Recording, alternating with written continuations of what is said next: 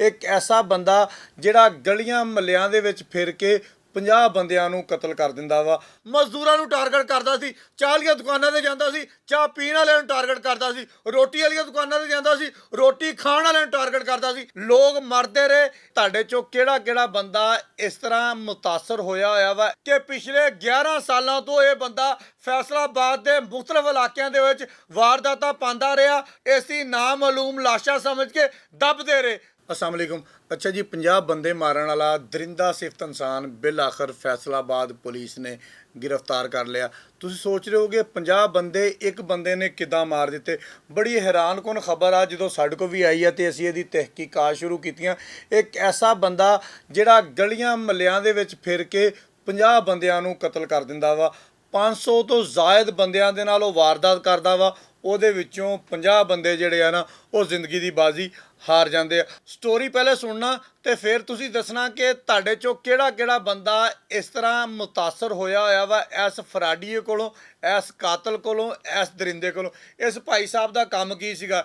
ਇਹ ਜਨਾਬੇ ਵਾਲੀ ਕਿਸੇ ਵੀ ਚਾਹ ਵਾਲੀ ਦੁਕਾਨ ਤੇ ਜਾਂਦਾ ਸੀਗਾ, ਉੱਥੇ ਜਾ ਕੇ ਵੇਖਦਾ ਸੀਗਾ ਕਿ ਇਹ ਬੰਦਾ ਜਿਹੜਾ ਵਾ ਇਹ ਬੈਠਾ ਹੋਇਆ ਵਾ, ਉਹਨੂੰ ਕਹਾਣੀ ਸੁਣਾਉਂਦਾ ਸੀਗਾ। ਕਹਾਣੀ ਸੁਣਾ ਕੇ ਤੇ ਨਾਲ ਲੈ ਜਾਂਦਾ ਸੀਗਾ। 5-7 ਕੈਪਸੂਲ ਜਿਹੜੇ ਆ ਨਾ ਉਹਨਾਂ ਦੇ ਖਾਣ ਵਾਲੀ ਸ਼ੈ ਦੇ ਵਿੱਚ ਪਾ ਦਿੰਦਾ ਸੀਗਾ। ਜਿਸ ਤਰ੍ਹਾਂ ਹੀ ਉਹ ਬੰਦੇ ਖਾਂਦੇ ਸੀਗੇ ਤੇ ਉਹ ਸੌਂ ਜਾਂਦੇ ਸੀ। ਉਹਨਾਂ ਦੀਆਂ ਜੇਬਾਂ ਸਾਫ਼ ਕਰਦਾ ਸੀ, ਉਹਦਾ ਸਾਰਾ ਕੁਝ ਕੱਢਦਾ ਸੀ, ਲੈ ਕੇ ਉੱਥੋਂ ਰਫੂ ਚੱਕਰ ਹੋ ਜਾਂਦਾ ਸੀ। ਪਿੱਛੇ ਉਹ ਬੰਦਾ ਬਚਿਆ ਵਾ ਜਾਂ ਮਰਿਆ ਵਾ ਇਹਦਾ ਕਿਸੇ ਨੂੰ ਨਹੀਂ ਪਤਾ। ਅਸੀਂ ਜਦੋਂ ਤਹਿਕੀਕਾਤ ਕੀਤੀਆਂ, ਜਦੋਂ ਅਸੀਂ ਸਟੋਰੀ ਦੇ ਵਿੱਚ ਵੜੇ ਤੇ ਫਿਰ ਅਸੀਂ ਦੁੱਧ ਦਾ ਦੁੱਧ ਤੇ ਪਾਣੀ ਦਾ ਪਾਣੀ ਕੱਢ ਕੇ ਸਾਹਮਣੇ ਲਿਆਂਦਾ ਕਿ ਪਿਛਲੇ 11 ਸਾਲਾਂ ਤੋਂ ਇਹ ਬੰਦਾ ਫੈਸਲਾਬਾਦ ਦੇ ਮੁਖਤਲਿਫ ਇਲਾਕਿਆਂ ਦੇ ਵਿੱਚ ਵਾਰਦਾਤਾਂ ਪਾਉਂਦਾ ਰਿਹਾ। ਲੋਕ ਮਰਦੇ ਰਹੇ। ਇਸ ਦੀ ਨਾਮਾਲੂਮ ਲਾਸ਼ਾਂ ਸਮਝ ਕੇ ਦੱਬਦੇ ਰਹੇ। ਇਹ ਤਾਂ ਉਸ ਟਾਈਮ ਗੱਲ ਖੁੱਲੀ ਜਦੋਂ ਥਾਣਾ ਸਰਗੋਦਾ ਰੋਡ ਦੀ ਹਦੂਦ ਦੇ ਵਿੱਚੋਂ ਇੱਕ ਬੰਦਾ ਜਿਹੜਾ ਉਹ ਲਾਪਤਾ ਹੋ ਗਿਆ। ਉਹਨੂੰ ਝੰਗ ਰੋਡ ਤੇ ਭਾਈ ਸਾਹਿਬ ਲੈ ਗਏ। ਇੱਕ ਹੋਟਲ ਤੇ ਜਾ ਕੇ ਉਹਨੂੰ ਹਲਵਾ ਖਵਾਇਆ।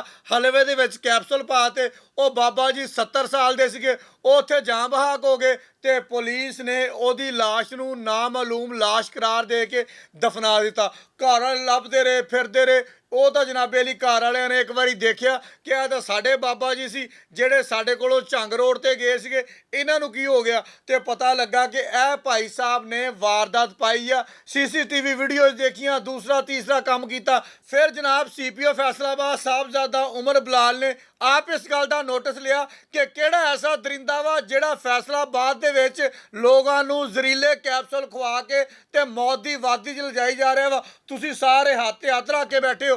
ਖੈਰ ਜੀ, ਫੈਸਲਾਬਾਦ ਪੁਲਿਸ ਫਿਰ ਐਕਟਿਵ ਹੁੰਦੀ ਆ। ਫਿਰ ਇਸ ਮੁਲਜ਼ਮ ਨੂੰ ਗ੍ਰਿਫਤਾਰ ਕੀਤਾ ਜਾਂਦਾ ਵਾ। ਜਦੋਂ ਇਸ ਮੁਲਜ਼ਮ ਨੂੰ ਗ੍ਰਿਫਤਾਰ ਕਰ ਲੈਂਦੇ ਆ ਫਿਰ ਇਹ ਦੱਸਦਾ ਵਾ ਕਿ ਪਿਛਲੇ 11 ਸਾਲਾਂ ਤੋਂ ਹਰ ਮਹੀਨੇ 5 ਬੰਦੇ ਮੈਂ ਟਾਰਗੇਟ ਕਰਦਾ ਸੀ।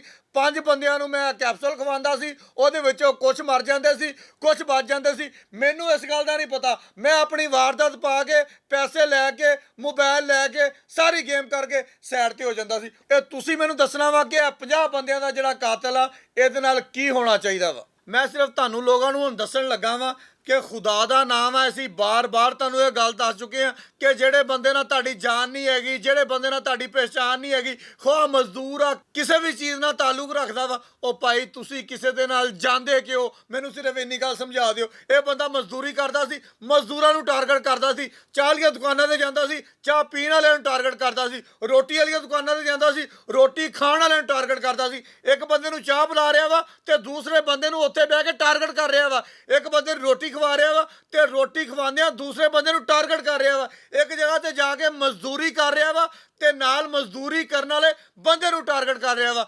ਮੈਂ ਤੁਹਾਨੂੰ ਗੁਜ਼ਾਰਿਸ਼ ਕਰਾਂਗਾ ਕਿ ਆਪਣੇ ਇਰਦ ਗਿਰਦ ਇਹਨਾਂ ਚੀਜ਼ਾਂ ਨੂੰ ਦੇਖੋ। ਇੱਕ ਚਾਹ ਦਾ ਕੱਪ ਵੇਖ ਕੇ ਤੇ ਉਹਦੇ ਨਾਲ ਤੁਰਨਾ ਪਿਆ ਕਰੋ। ਹੋ ਸਕਦਾ ਵਾ ਕਿ ਉਹ ਬੰਦਾ ਤੁਹਾਡੀ ਜਾਨ ਲੈ ਲਵੇ, ਹੋ ਸਕਦਾ ਵਾ ਕਿ ਉਹ ਬੰਦਾ ਤੁਹਾਡਾ ਮਾਲ ਲੈ ਲਵੇ, ਹੋ ਸਕਦਾ ਕਿ ਉਹ ਬੰਦਾ ਇਹੀ ਫਰਾਡੀਆ ਹੋਵੇ। ਹੋਰ ਪਤਾ ਨਹੀਂ ਕਿੰਨੇ ਕੁ ਬੰਦੇ ਇਸ ਤਰ੍ਹਾਂ ਦੇ ਫਰਾਡ ਕਰਨ ਦੇ ਆ। ਫਿਰ ਐਂਡ ਦੇ ਉੱਪਰ ਉਹੀ ਗੱਲ ਆ ਜਿਹੜੀ ਮੈਂ ਤੁਹਾਡੇ ਕੋਲ ਪੁੱਛਣਾ ਚਾਹੁੰਦਾ ਵਾਂ ਕਿ 500 ਬੰਦੇ ਨੂੰ ਨੇ ਟਾਰਗੇਟ ਕੀਤਾ, 500 ਬੰਦੇ ਨੂੰ ਨੇ ਕੈਪਸੂਲ ਖਵਾਇਆ, ਜਿਹਦੇ ਵਿੱਚੋਂ ਅਕਸਰ ਬੰਦੇ ਮੌਤ ਦੇ ਵਿੱਚ ਚਲੇ ਗਏ। ਜਿਹੜੇ ਬੰਦੇ ਬਚ ਗਏ ਆ ਉਹਨਾਂ ਨੇ ਪੁਲਿਸ ਨੂੰ ਰਿਪੋਰਟ ਕਦੀ ਨਹੀਂ ਕੀਤੀ। ਕਿਉਂ ਪੁਲਿਸ ਨੂੰ ਰਿਪੋਰਟ ਨਹੀਂ ਕੀਤੀ? ਕਿਹੜੀ ਐਸੀ ਵਜ੍ਹਾ ਸੀ ਕਿ ਤੁਹਾਡਾ 1500 2000 ਗਿਆ ਤੇ ਨਾਲ ਮੋਬਾਈਲ ਗਿਆ?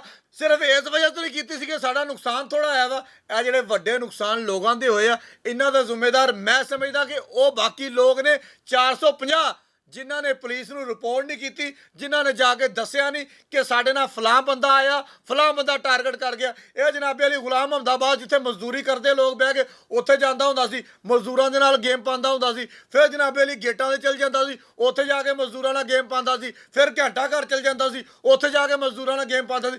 ਕਿਹੜੀ ਜਗ੍ਹਾ ਫੈਸਲਾਬਾਦ ਦੀ ਐਸੀ ਨਹੀਂ ਜਿਹੜੀ ਜਗ੍ਹਾ ਤੇ ਜਾ ਕੇ ਇਹਨੇ ਗੇਮ ਨਾ ਪਾਈ ਹੋਵੇ, ਲੋਕਾਂ ਨੂੰ ਕੈਪਸੂਲ ਨਾ ਖਵਾਇਆ ਹੋਵੇ, ਲੋਕਾਂ ਨੂੰ ਨਾ ਮਾਰਿਆ ਹੋਵੇ, ਲੋਕਾਂ ਨੂੰ ਨਾ ਲੁੱਟਿਆ ਹੋਵੇ। ਮੈਂ ਜਨਾਬੇ ਲਈ ਇੱਥੇ CCD ਨੂੰ ਗੁਜ਼ਾਰਿਸ਼ ਕਰਾਂਗਾ ਕਿ ਸਰ ਤੁਸੀਂ ਮੈਦਾਨ ਦੇ ਵਿੱਚ ਆਓ।